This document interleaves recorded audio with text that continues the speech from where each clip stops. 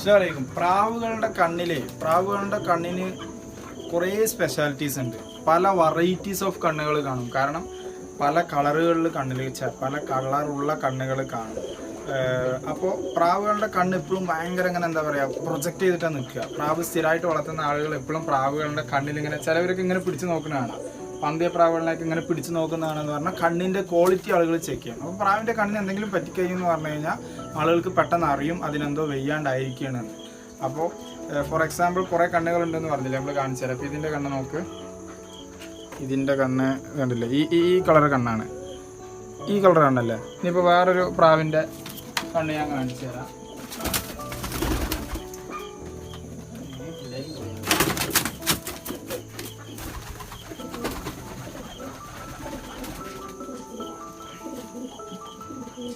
ഇവൻ്റെ കണ്ണെടുത്ത് നോക്കിയാൽ മതിയോ, ഇവൻ്റെ കണ്ണിന് വേറൊരു ഷേപ്പായിരിക്കും. ഓക്കെ, ഇനി നമുക്കൊരു കറുത്ത കണ്ണിനും കൂടെ കാണിച്ചു.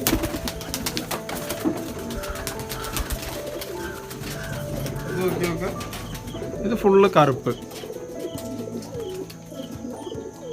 കണ്ടില്ലേ, ഇത് ഫുള്ള് കറുപ്പ്. അപ്പോൾ ഇങ്ങനെ പല വെറൈറ്റീസ് ഓഫ് കണ്ണുകൾ കാണാം. ഇതെല്ലാം വെള്ള കളറുണ്ട്, റോസ് കളറുണ്ട്, പച്ച കളറുണ്ട്, ഇങ്ങനെ പല വെറൈറ്റിയിൽ കണ്ണുകളുണ്ട്. അപ്പോൾ ഞാനിപ്പോൾ പറയാൻ വന്നതെന്താണെന്ന് പറഞ്ഞു കഴിഞ്ഞാൽ, ഇത് കണ്ടില്ല, നമ്മളൊരു കുട്ടി വിരിഞ്ഞിറങ്ങിയതാണ്.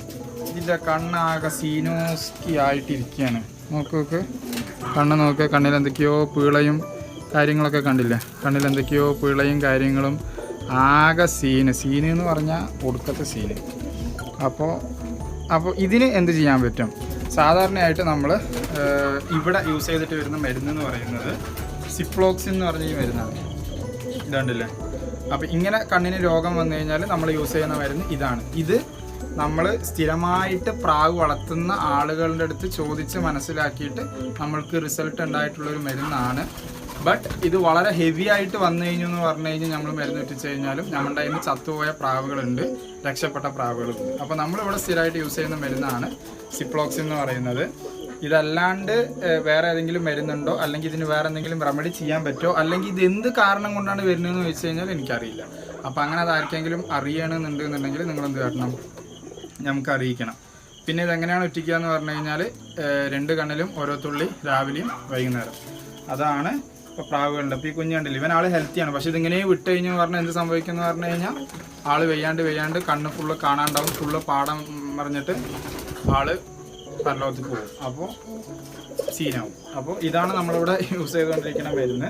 ഇതല്ലാതെ വേറെ ഏതെങ്കിലും മരുന്ന് നിങ്ങൾ യൂസ് ചെയ്യേണ്ടതെന്നുണ്ടെങ്കിൽ ഇതാക്കുക. ഇതൊക്കെ നമ്മൾ എന്തിനാണ്, കുഞ്ഞു കാര്യങ്ങളാണ്. എന്തിനാണ് ഇത് പറയണമെന്ന് പറഞ്ഞു കഴിഞ്ഞാൽ നമ്മളൊരു കമ്മ്യൂണിറ്റി ബിൽഡ് ചെയ്യാനാണ്. എനിക്കറിയാവുന്ന കാര്യങ്ങൾ നിങ്ങൾക്ക് പറഞ്ഞു തരാനും, നിങ്ങൾക്കറിയാവുന്ന കാര്യങ്ങൾ നമുക്ക് പറഞ്ഞു തരാനും. എന്നാൽ മാത്രമാണ് ഇത് വളരെ ഒരു സ്മൂത്ത് വേല. ഒരുപാട് ഗ്രൂപ്പുകളുണ്ട്, നമ്മുടെ വാട്സപ്പ് ഗ്രൂപ്പുകളുണ്ട് PGN മെഡിസിനുമായി ബന്ധപ്പെട്ട് അങ്ങനെ.